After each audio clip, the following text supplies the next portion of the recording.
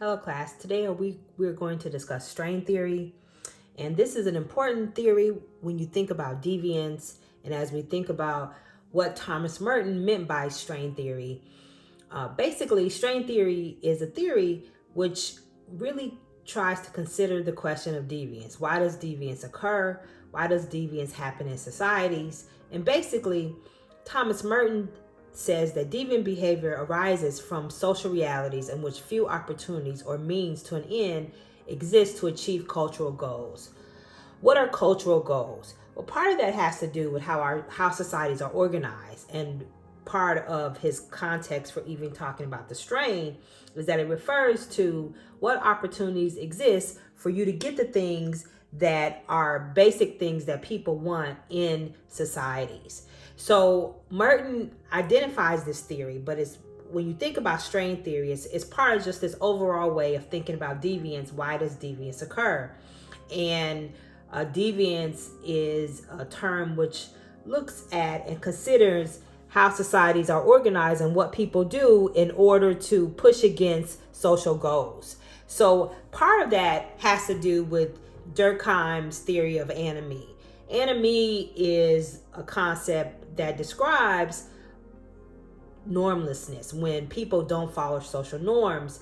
We introduced this first when we talked about Durkheim and his conversation about suicide, but anomie is a way of thinking about what happens when social norms are not followed and people are experiencing this loss of connection to society. And so as we think about norms, what are norms, social norms in American society? Part of those norms will be wealth, status, happiness. Those are things that people want.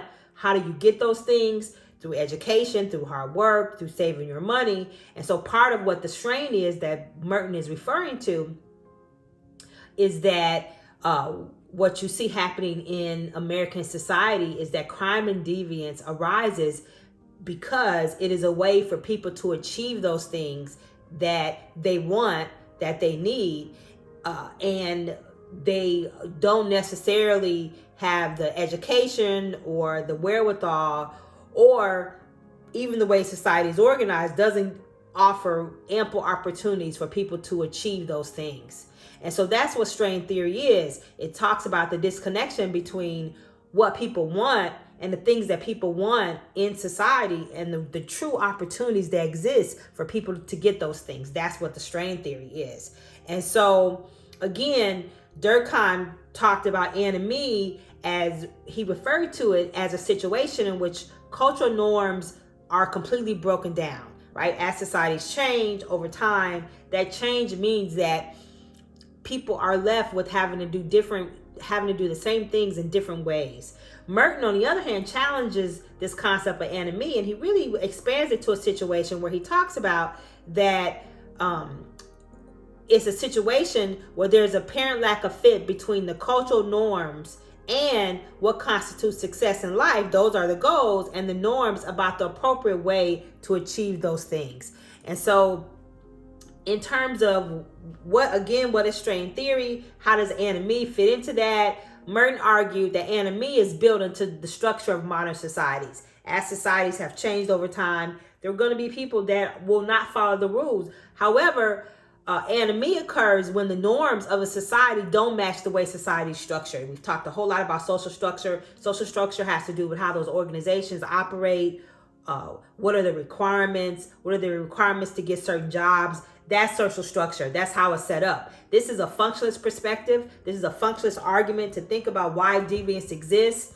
And again, Merton is making this context that the strain that happens has to do with the fact that deviance occurs when a society does not give its members equal abilities, equal opportunities to achieve their socially acceptable goals.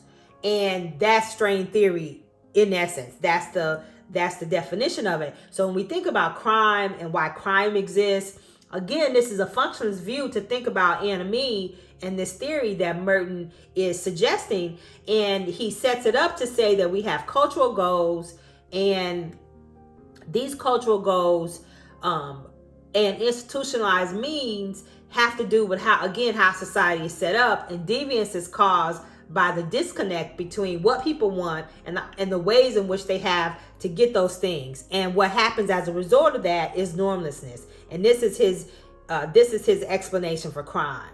So again, Merton explains that the extent and type of deviance depends on whether a society provides the means to achieve culturally relevant goals. Now, he outlined 5 ways for this to happen. Ritualism, retreatism, conformity, innovation, rebellion. And these 5 ways, if we look at it on a chart, this is a great chart because it gives some context for thinking about how all these things play out. As you see here on the left side are the cultural goals. These are the goals that people want in society. The conventional means are how do people get those things. Those means, examples of what those means would be, are going to school, getting an education, getting a job. Those are conventional means. The cultural goals are the things that people want. The blue box represents people who are following the rules, people who accept the goals. People, there's certain things that people want in American society, the American dream. People want those things. How do they get those things?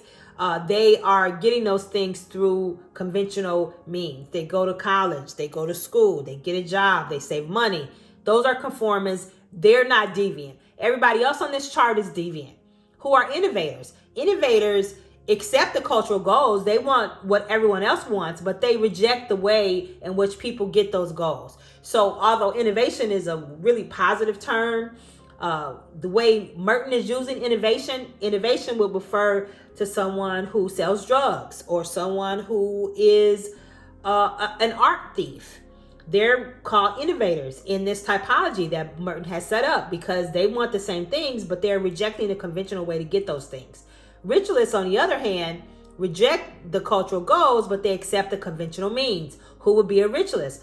Well, a nun would be a ritualist. Nuns don't necessarily have the same goals as American society, as those, they don't necessarily want to be rich. They want to be happy, but they want to serve God. And so the cultural goals of the American dream are not necessarily what nuns want to do, but they accept the conventional means. They follow the rules. So they are ritualists.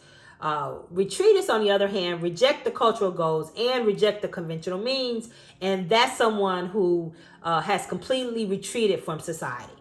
And who is someone who is rebelled, someone who's trying to completely overthrow the government. They reject the goals and they reject the means. And so again, this strain theory is meant to think about, it's a larger conversation about deviance. How does deviance occur? How come people don't follow social norms? Why do they break social norms? Why do they break formal and informal norms? This is the whole conversation about what deviance means. And this is why Merton developed this strain theory to define how do people respond to social goals, what people want in society. And again, the 5 ways that he defined, how do people respond to this gap between the goals and the opportunities that people have to really get those goals. These are the 5 ways. You can be a conformist, where you can follow the rules. You can be an innovator, where you want to pursue the same goals, but you do it in a criminal or deviant way. You can be a ritualist, where you ritualize lower than their goals until they can reach them through socially acceptable ways, meaning that you have different goals, but the way in which you live is socially acceptable. And again, retreatists are completely retreating from the way society is organized, and those who rebel are completely trying to change society.